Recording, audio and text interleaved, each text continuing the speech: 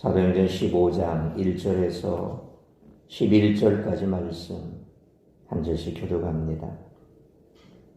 어떤 사람들이 유대로부터 내려와서 형제들을 가르치되 너희가 모세의 법대로 할례를 받지 아니하면 능히 구원을 받지 못하리라 하니 바울이 바나바와 그들 사이에 적지 아니한 사람과 여론이 만들어 형제들이 이 문제에 대하여 바울과 바나바와 의논이 된 사람을 예루살렘에 있는 사도와 사람들에게 보내고 작정하니라.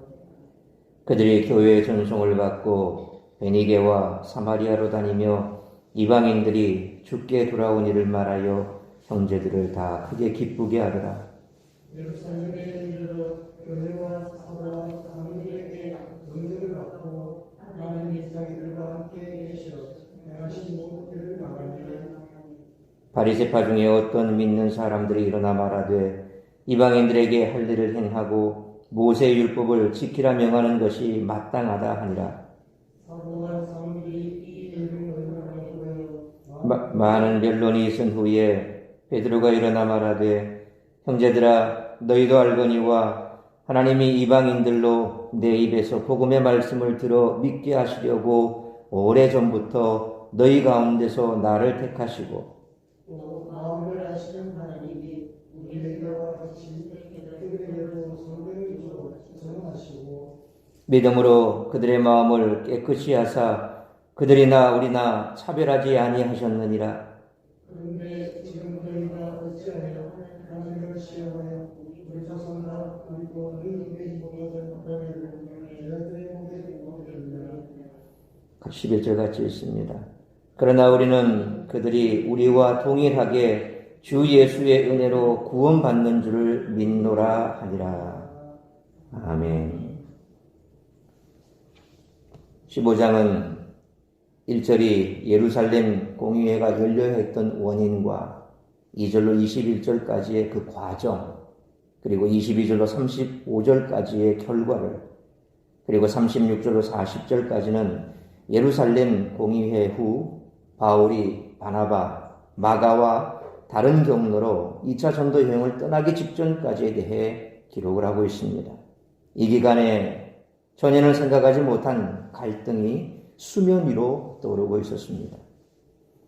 오늘 본문은 두 가지 시사점을 우리들에게 던져줍니다. 첫째는 교리적 분별력의 어려움입니다.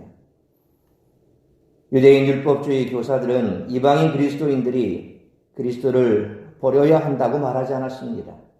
십자가나 부활도 부인하지 않았습니다. 다만 그들이 그리스도를 믿을 때 모세의 율법을 지키지 않고 전 율법을 짊어진다는 표와 인으로 할례를 받지 않는다면 구원받을 수 없다고 주장한 것입니다. 이것은 1500 역사의 압력에 저항하지 못하는 징후이자 그리스도와 그의 십자가 아래 확고하게 서지 못한 증거입니다. 유대인이 아니면 이 압력의 무게를 정확히 알 수 없습니다. 그러나 이러한 유대인의 율법 우선성만이 그리스도와 그의 십자가를 유일한 구원의 원리와 토대로 붙들지 못하도록 권위를 행사했던 것은 아닙니다. 역사적으로 이성, 자유의지, 윤리가 있었고 오늘날 문화권마다 개인에 따라 구원의 표지로 여기는 것이 다양하다는 것입니다.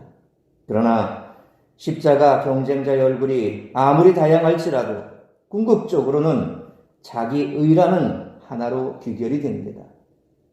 구원을 받기 위해서 우리가 오직 믿음으로 된다라고 우리도 그렇게 고백을 하지요.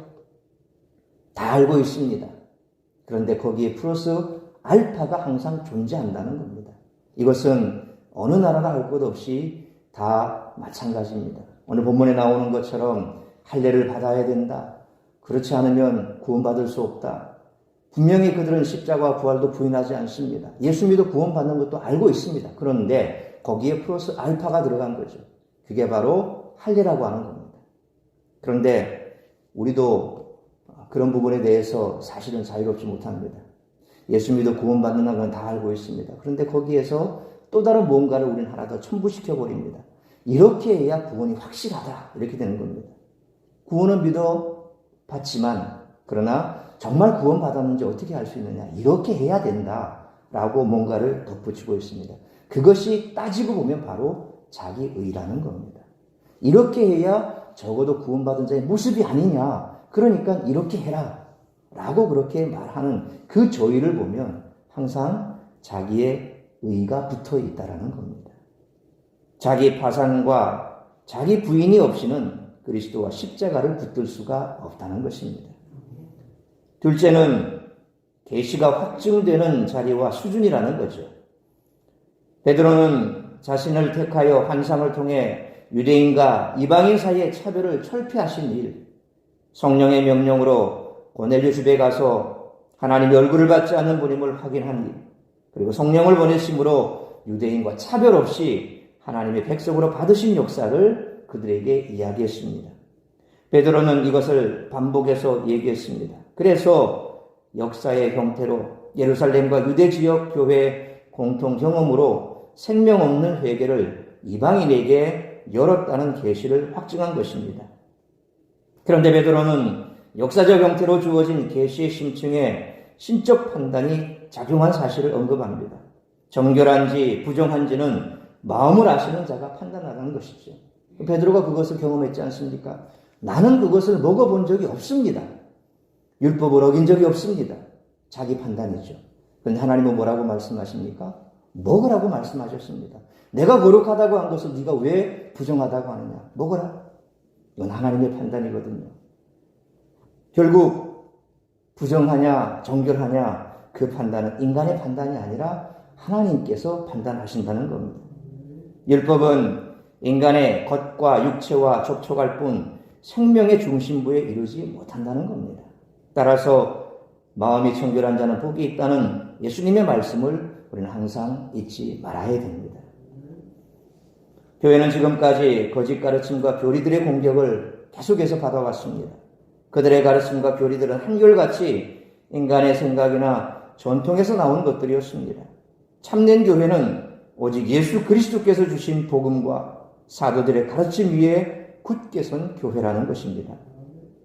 초대교회도 끊임없이 거짓된 가르침과 교리들에 맞서 싸워왔습니다. 그래서 이후로 바울이 그것을 잘 정리해서 우리에게 하나의 공통된 교리로 주어졌지 않습니까?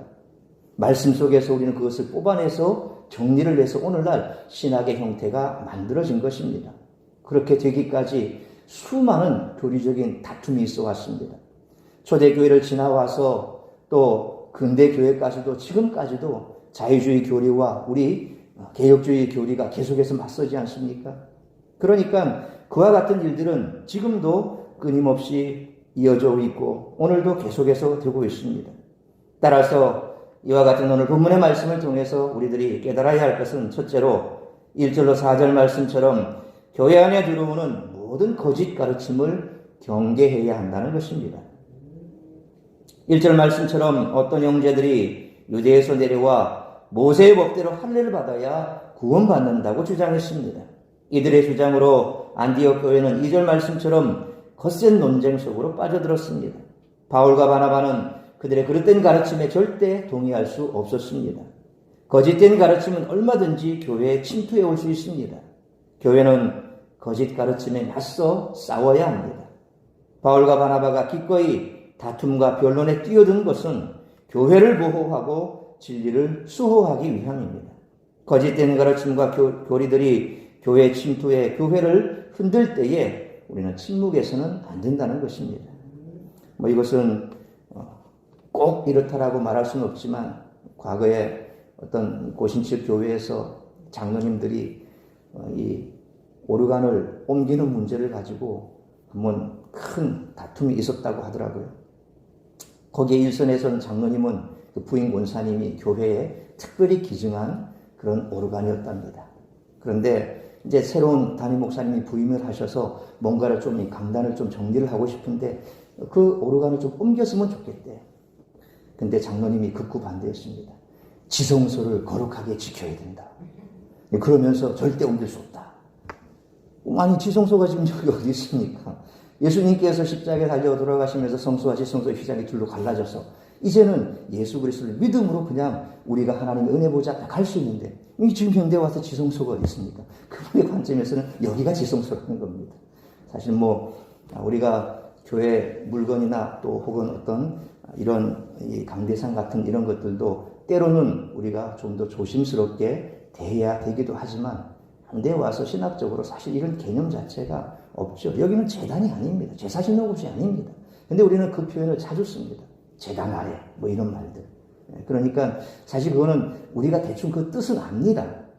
그것이 아님에도 불구하고 그런 의미를 가지고 있다는 건 우리가 알고 있습니다. 그런데 그와 같은 것들도 어떻게 보면 교회 안에 아직까지 남아있는 이 구시대의 어떤 이 구약의 그런 그늘 아래 우리가 자유롭지 못하다 하는 것의 단면이지요. 지금 여기가 제가 지금 제사장입니까? 아니죠. 제가 짐승을 잡아서 그렇게 제사를 올립니까? 아니지 않습니까? 오직 예수 그리스도의 보혈로 우리는 이제 그 모든 것으로부터 자유하게 되었음에도 불구하고 그와 같은 생각들이 사실 우리 속에 남아있는 것, 이런 것들도 어떻게 보면 우리가 다시 한번 잘 숙고해 볼 필요가 있다는 거죠.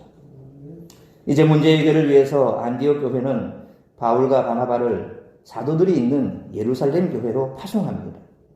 이는 전문적인 자문을 얻기 위함이었습니다. 3절 말씀처럼 바울과 바나바는 예루살렘으로 가는 길에 베니게와 사마리아에 있는 형제들의 믿음을 굳건하게 했습니다.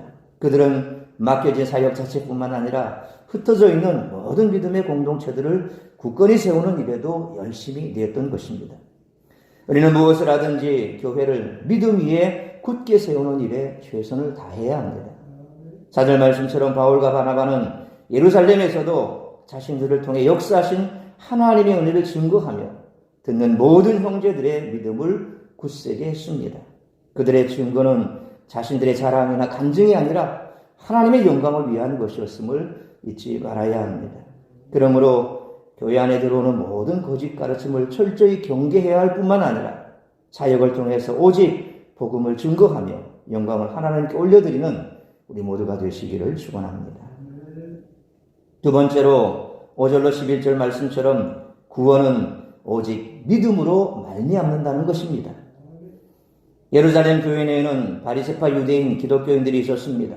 이들은 5절 말씀처럼 할례를 받고 모세의 율법을 지키는 것이 마땅하다고 했습니다. 이들은 여전히 유대주의적 율법 의식에 사로잡혀 성령의 인도하심과 복음을 이해하지 못했습니다. 예루살렘 교회는 다양한 사람들이 개종해 모여들어 있었습니다. 모두 동일한 복음의 정신으로 변화된 것은 아니었습니다. 가령 예수님의 제자 중에 가룟 유다는 주님과 다른 생각을 가지고 전혀 상반대를 갔던 것과 마찬가지입니다. 이처럼 교회 내에는 다른 생각과 교리를 가지고 전혀 상반된 주장을 펼치는 그런 자들이 존재한다는 것을 알아야 합니다. 예루살렘 교회도 모두 성령으로 인도받는 하나된 공동체가 아니었습니다. 그러자 6절로 7절 말씀처럼 이 일을 의논하고자 사도와 장로들이 모였을 때 베드로는 자신의 사역을 통해 하나님이 친히 이방인들에게 구원의 복음을 전하기를 기뻐한다는 사실을 말했습니다. 그리고 8절 말씀처럼 하나님이 이방인들에게도 구원의 증표로 성령을 선물로 주셨음을 증언했습니다.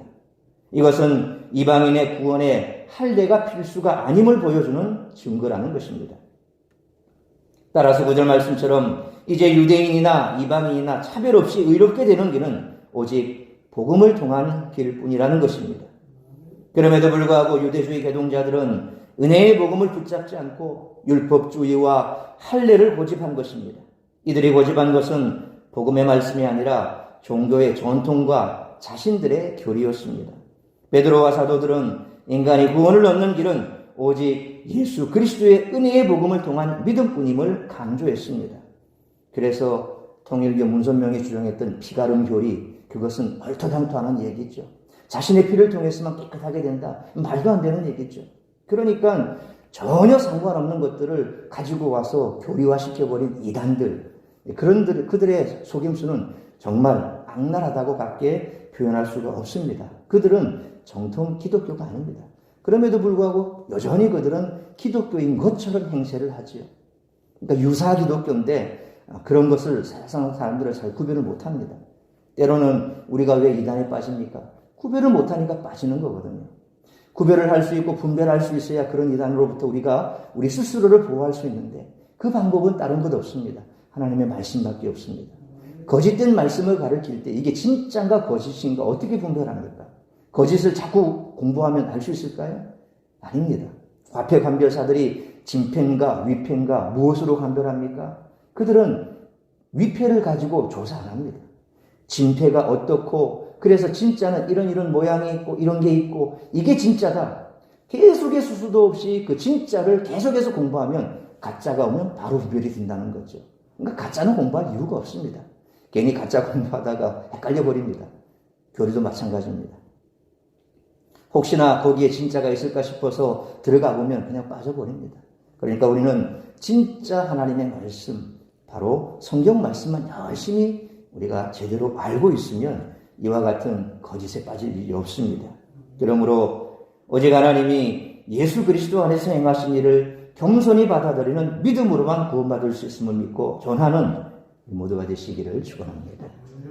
사랑하는 성도 여러분, 초대교회는 거짓 가르침과 교리에 맞서 훌륭한 싸움을 했습니다. 사도들은 거짓 가르침에 조금도 미혹되지 않고 복음 위의 교회를 굳게 세웠습니다. 그들은 복음의 말씀과 성령의 인도하심을 쫓았습니다.